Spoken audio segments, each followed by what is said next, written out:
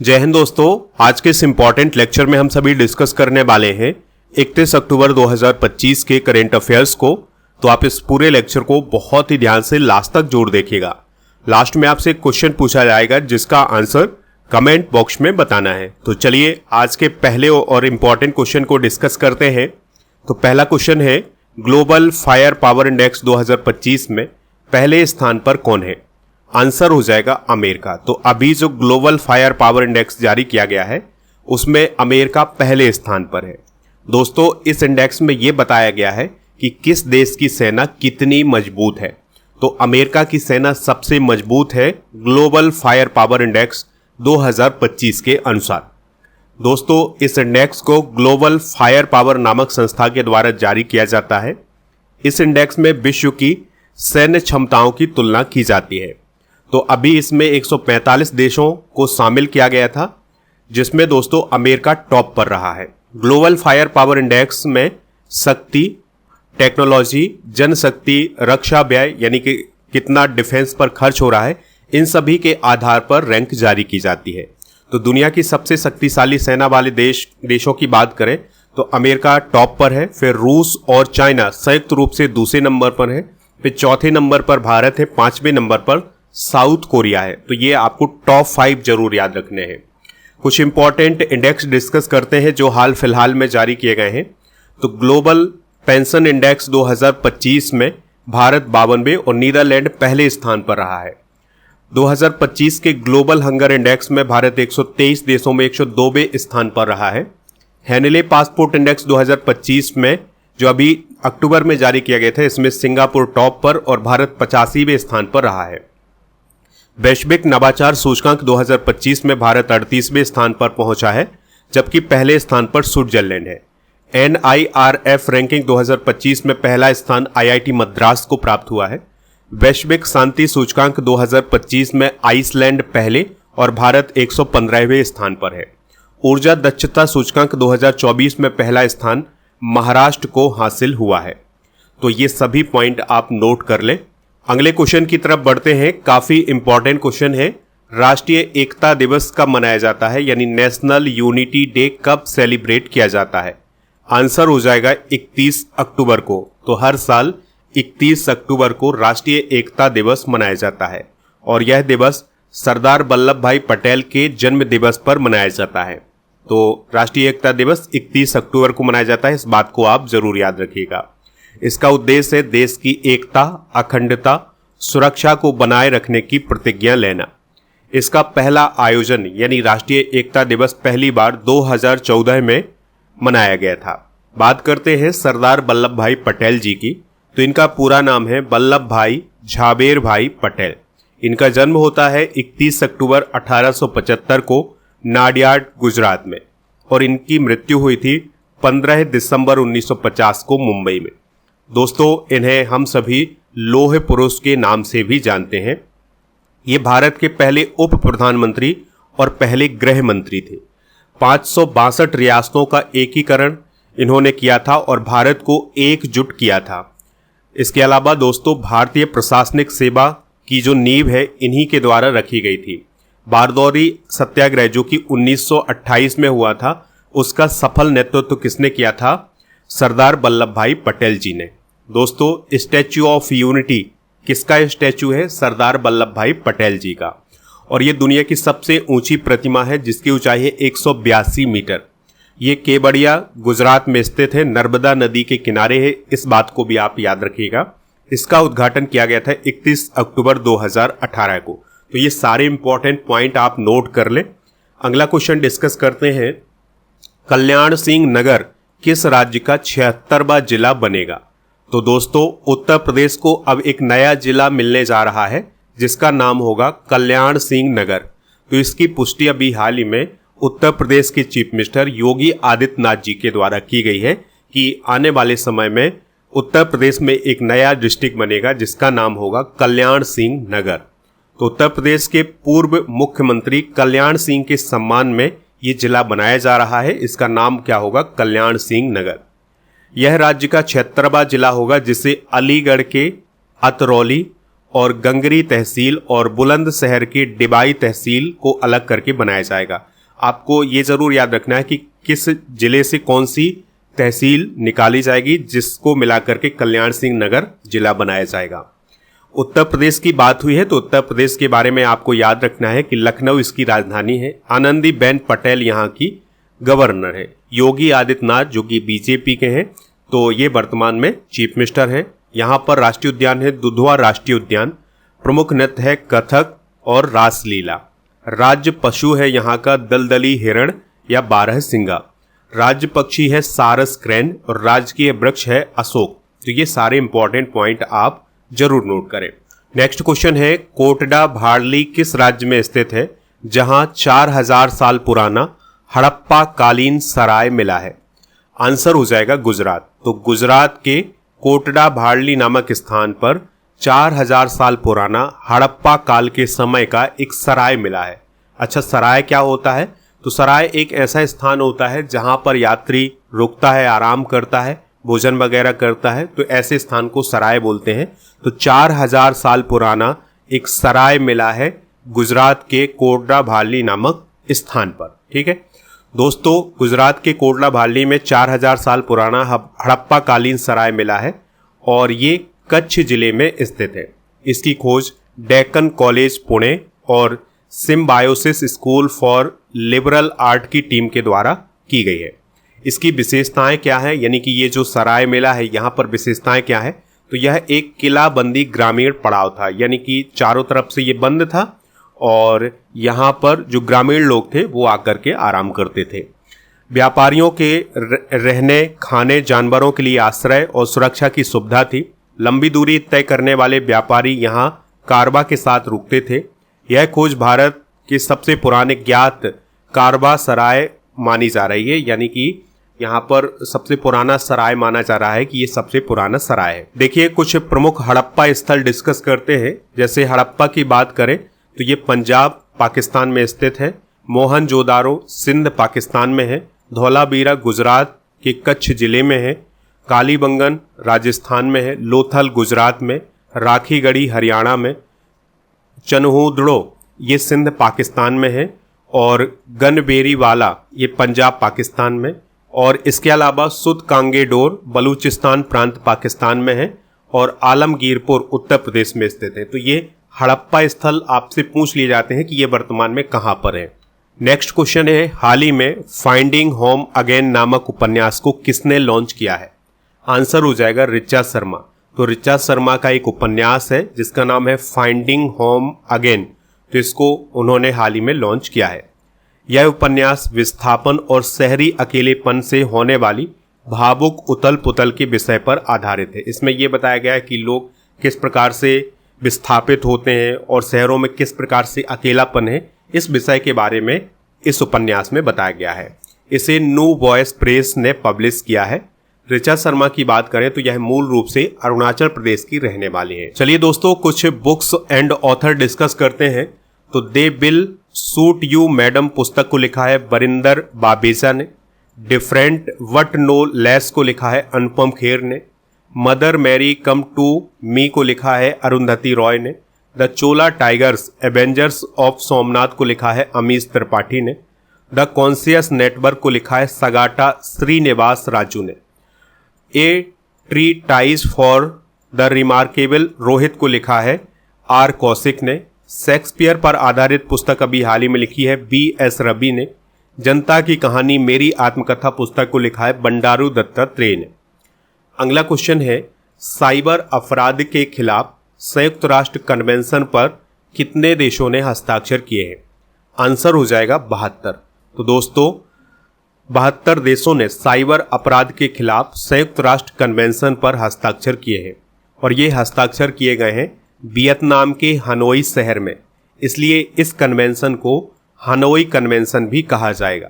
भारत ने इस कन्वेंशन पर हस्ताक्षर नहीं किए हैं, ये बात आप जरूर याद रखिएगा। तो ये जो कन्वेंशन हुआ है इसका उद्देश्य क्या है? तो इसका उद्देश्य साइबर अपराधों के खिलाफ वैश्विक कानूनी ढांचा बनाना, यानी कि साइबर अपराध से किस प्रकार से निपटा जाए, इसके लिए संयुक्त राष्ट्र कन्वेंशन पर हस्ताक्षर किए गए हैं। इसमें दोस्तों हैकिंग, रैमसमवेयर, ऑनलाइन वित्तीय धोखाधड़ी, गैर सहमति की निजी तस्वीरें साझा करना, मनी लॉन्ड्रिंग, ये सभी अपराध कवर किए गए हैं। नेक्स्ट क्वेश्चन है, हाल ही में किसे दक्षिण कोरिया का सर्वोच्च सम्मान प्रदान किया गया है? आंसर हो जाएगा डोनाल्ड ट्रंप। तो अमेरिका के राष्ट्रपति डोनाल्ड ट्रंप को साउथ कोरिया का सर्वोच्च सम्मान प्रदान किया गया है। इस सम्मान का नाम है ग्रैंड ऑर्डर ऑफ मुगुनग्वा। इसके अलावा उन्हें एक स्वर्ण मुकुट भी प्रदान किया गया है। यह सम्मान आमतौर पर राष्ट्राध्यक्षों और राज परिवारों को दिया जाता है। दोस्तों, आपको ये बात भी याद रखनी है कि डोनाल्ड ट्रंप यह सम्मान प्राप्त करने वाले पहले अमेरिकी राष्ट्रपति बने हैं। साउथ कोरिया की सरकार ने ट्रंप को यह सम्मान एशिया प्रशांत क्षेत्र में शांति और संवाद के प्रयासों के लिए प्रदान किया है।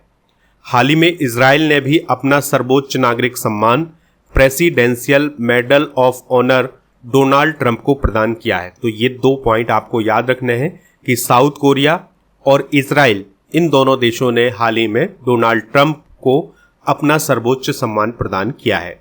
अच्छा, अमेरिका की बात हुई है, अमेरिका के राष्ट्रपति की बात हुई है, तो अमेरिका से रिलेटेड कुछ इंपॉर्टेंट करंट अफेयर्स हम डिस्कस कर लेते हैं।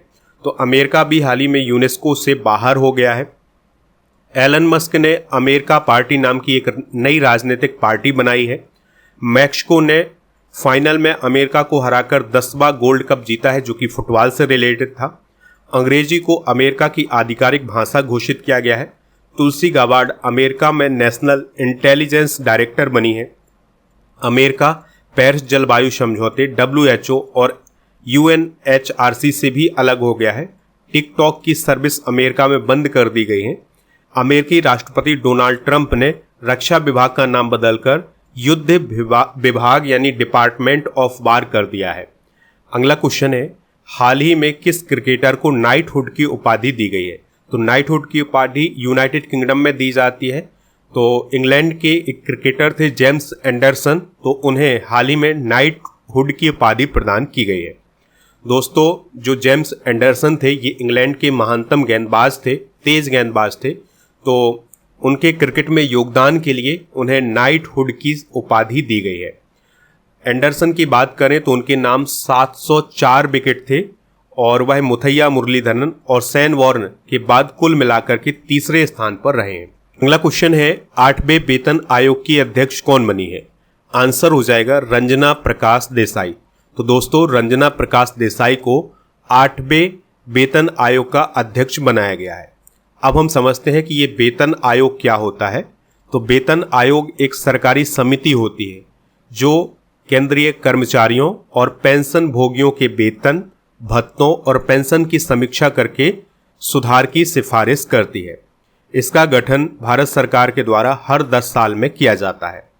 तो अभी प्रधानमंत्री नरेंद्र मोदी जी की अध्यक्षता में 28 अक्टूबर 2025 को 8वें केंद्रीय वेतन आयोग को स्वीकृति दी गई है। 8वां केंद्रीय वेतन आयोग एक अस्थायी निकाय के रूप में कार्य करेगा, जिसका अध्यक्ष अभी हाल ही में बनाया गया है सुप्रीम कोर्ट की पूर्व न्यायाधीश रंजना प्रकाश देसाई को। आयोग में एक अध्यक्ष, एक सदस्य और एक सदस्य सचिव शामिल होंगे। आयोग को अपनी अंतिम सिफारिशें गठन की तिथि से 18 माह के भीतर प्रस्तुत करनी होगी। यानी कि अब ये आयोग गठित हो गया है, 18 माह में ये अपनी रिपोर्ट प्रस्तुत करेंगे। देखिए दोस्तों, हम ये समझते हैं कि 8वें वेतन आयोग के लागू होने के बाद कर्मचारियों के वेतन पर क्या प्रभाव पड़ेगा। तो अगर कोई कर्मचारी लेवल 1 का कर्मचारी है और तो 7वें वेतन आयोग में उसकी बेसिक सैलरी है 18,000, लेकिन 8वें वेतन आयोग में उसकी जो बेसिक सैलरी हो जाएगी वो हो जाएगी 44,280। ठीक है, ये प्रभाव पड़ने वाला है आने वाले समय में। लेवल 2 की बात करें तो उसकी बेसिक सैलरी है 19,900। 8वें वेतन आयोग में उसकी जो सैलरी बेसिक सैलरी हो जाएगी वो हो जाएगी 48,974। ठीक है, तो दोस्तों आने वाले समय में अगर 8वां वेतन आयोग लागू होता है तो सैलरी पर ये असर होने जा रहा है। अगला क्वेश्चन डिस्कस करते हैं। T20 अंतर्राष्ट्रीय क्रिकेट में 150 छक्के लगाने वाले 5वें बल्लेबाज कौन बने हैं? तो सूर्य कुमार यादव T20 अंतर्राष्ट्रीय क्रिकेट में 150 छक्के लगाने वाले दुनिया के 5वें बल्लेबाज बन गए हैं। ठीक है, अगर आपसे पूछा जाए कि T20 क्रिकेट में सबसे ज़्यादा छक्के लगाने वाले क्रिकेटर कौन है, तो वो है रोहित शर्मा, जो टॉप पर हैं। उनके नाम 205 छक्के हैं। फिर इसके बाद UAE के मोहम्मद वसीम है, ठीक है, और 5वें नंबर पर कौन है, सूर्य कुमार यादव। तो इस प्रकार से दोस्तों हमने आज के करेंट अफेयर्स को डिस्कस कर लिया है। आप स्टडी करके ऐप को इंस्टॉल कर लें। टेस्ट सीरीज वाले ऑप्शन पर जाएं तो यहाँ पर आपको 12 महीने के करेंट अफेयर्स की टेस्ट सीरीज मिल जाएगी, जिसमें आप हर महीने के करेंट अफेयर्स का टेस्ट दे सकते हैं, अपनी तैयारी को परख सकते हैं। इसी प्रकार से कंप्यूटर स्पेशल टेस्ट सीरीज भी लॉन्च की गई है टेस्ट सीरीज वाले ऑप्शन पर, तो इसको भी आप प्राप्त कर लें। लास्ट 6 मंथ के करेंट अफेयर्स की e book, monthly current affairs की e book, yearly current affairs की ई बुक आपको ऐप पर मिल जाएगी, तो इसको प्राप्त कर लें ऐप पर जा करके। ऐप पर प्रीमियम कोर्स वाला ऑप्शन मिलेगा, जहां पर आपको राजा गुप्ता सर का जो अर्जुन जी फाउंडेशन बैच है ये मिल जाएगा, तो इसको ज्वाइन कर लें। इसको ज्वाइन करने के लिए आपको कूपन कोड यूज करना है दिवाली 500। इसकी जो वैलिडिटी है वो है 3 साल की, तो इसको आप ज्वाइन कर सकते हैं। मध्य प्रदेश में पुलिस भर्ती आई है, तो इसके लिए भी बैच लॉन्च किया गया है, तो इसको भी आप ज्वाइन कर सकते हैं। इसके अलावा GKGS foundation complete online batch आपको ऐप पर मिलेगा, तो इसको भी प्राप्त कर लें। चलिए अब हम कल के करेंट अफेयर्स को एक बार रिवाइज करते हैं। हाल ही में रविंद्रनाथ टैगोर की प्रतिमा का अनावरण किस देश में हुआ है, चाइना। 2025 का उर्सुला के ले गुइन प्राइज किस लेखक को मिला है, वज्र चंद्रशेखर को। सिंधु जहाज ने पहली बार किस द्वीप तक समुद्री यात्रा पूरी की है, वैरन द्वीप। सुजीत कालकल ने अंडर 23 वर्ल्ड रेसलिंग चैंपियनशिप में कौन सा मेडल जीता है, गोल्ड।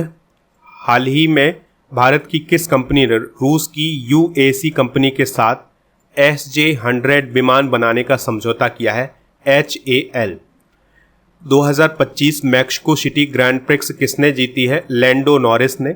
भारत की राष्ट्रपति द्रौपदी मुर्मू ने किस लड़ाकू विमान में उड़ान भरकर नया कीर्तिमान स्थापित किया है, राफेल। तमिलनाडु में किस काल की लगभग 1000 साल पुरानी मूर्तियां मिली हैं, चोल काल। दिल्ली मेट्रो के किस कॉरिडोर को वर्ष 2025 का ICI पुरस्कार मिलेगा, Maujpur Majlis park corridor. Indo Pacific dialogue 2025 का आयोजन कहाँ किया गया है, नई दिल्ली में किया गया है। दोस्तों कल के करेंट अफेयर्स में आपसे क्वेश्चन पूछा गया था कि RBI के वर्तमान में गवर्नर कौन है, तो संजय मल्होत्रा जी वर्तमान में RBI के गवर्नर हैं। तो लगभग सभी लोगों ने इसका आंसर संजय मल्होत्रा बताया हुआ है। चलिए आज के जनरल नॉलेज के पिटारे को डिस्कस कर लेते हैं। तो आज हम डिस्कस करेंगे भारतीय संविधान के भाग 2 को, जिसमें नागरिकता का वर्णन किया गया है। तो अगर आपसे सवाल पूछा जाए कि भारतीय संविधान के किस भाग में नागरिकता का वर्णन है, तो आप बताएंगे भाग 2 में।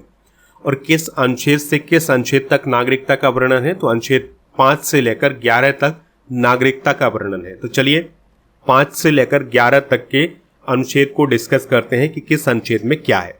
जैसे अगर हम अनुच्छेद 5 की बात करें तो इसमें यह कहा गया है कि संविधान लागू होने के समय भारत में जो लोग रह रहे थे वो सभी भारत के नागरिक माने जाएंगे, ठीक है। यानी जब भारत में संविधान लागू हुआ उस समय जितने लोग भारत में थे उन सभी व्यक्तियों को भारत का नागरिक माना जाएगा। अनुच्छेद 6 की बात करें, जो लोग पाकिस्तान से भारत आए और कुछ शर्तें पूरी करते हैं जैसे रजिस्ट्रेशन या प्रवास की तारीख, उन्हें भारत की नागरिकता दी जाएगी। यानी कि जो लोग पाकिस्तान से भारत आ गए हैं उन्हें कुछ शर्तें पूरी करनी होगी और फिर उन्हें भारत की नागरिकता दी जाएगी। अनुच्छेद 7 की बात करें तो जो लोग विभाजन के समय पाकिस्तान चले गए लेकिन बाद में लौट आए, उनकी नागरिकता की कुछ शर्तें निर्भर करेंगी कि उनको नागरिकता मिलेगी कि नहीं, ठीक है। इस बात का वर्णन अनुच्छेद 7 में किया गया। अनुच्छेद 8 की बात करें, जो भारतीय मूल के लोग विदेशों में रह रहे हैं और भारत से संबंध रखते हैं, वे भारतीय नागरिकता के पात्र हो सकते हैं यदि उन्होंने भारतीय दूतावास में पंजीकरण कराया हो। इस बात का वर्णन किया गया है। अनुच्छेद 9 की बात करें, यदि कोई व्यक्ति स्वेच्छा से किसी अन्य देश की नागरिकता ले लेता है तो वह भारत की नागरिकता खो देगा। यानी कि अगर कोई व्यक्ति है, भारत का व्यक्ति है, उसके पास भारत की नागरिकता है और वो अमेरिका जाता है और अमेरिका की नागरिकता ले लेता है तो उसकी भारत की नागरिकता समाप्त हो जाएगी। अनुच्छेद 10 में बताया गया है कि जो व्यक्ति संविधान के अनुसार भारत का नागरिक है उसकी नागरिकता संसद द्वारा बनाए गए कानूनों के अनुसार बनी रहेगी। अनुच्छेद 11 में यह बताया गया है कि संसद को ये अधिकार है कि वह नागरिकता से संबंधित कानून बनाए। यानी अगर आपसे सवाल पूछा जाए कि नागरिकता से संबंधित कानून कौन बनाता है, तो संसद बनाती है। दोस्तों, आज आपके लिए क्वेश्चन है, राष्ट्रीय एकता दिवस किसके जन्म दिवस पर मनाया जाता है? जो भी इसका राइट आंसर हो कमेंट बॉक्स में हमें ज़रूर बताएं और स्टडी करके ऐप को इंस्टॉल कर लें। तो यहाँ पर monthly current affairs, yearly current affairs, half yearly current affairs, इन सभी की ई बुक मिल जाएगी। 2025 और 2024 की जो मंथली करंट अफेयर्स की ई बुक होती है उसका पैकेज मिल जाएगा 199 रुपये में। तो उसके लिए कूपन कोड यूज करना है पैकेज 100। दोस्तों, टेलीग्राम चैनल को ज्वाइन कर लें जिसका लिंक डिस्क्रिप्शन बॉक्स में दिया गया है, या फिर आप टेलीग्राम पर स्टडी कर ऑफिशियल सर्च करके हमसे जुड़ सकते हैं। जीके जीएस की ये सभी ई बुक आपको ऐप पर मिलेंगी। 1000 स्टैटिक जीके की PDF, 1000 topic wise current affairs की पीडीएफ आपको ऐप पर मिल जाएगी। इसके अलावा टेस्ट पास वाले ऑप्शन पर आपको डेली करंट अफेयर्स का टेस्ट मिल जाएगा और इसके अलावा आप इसी ऑप्शन पर 4000 से अधिक टेस्ट प्राप्त कर सकेंगे 1 साल की वैलिडिटी के साथ हर एक एग्जाम के लिए।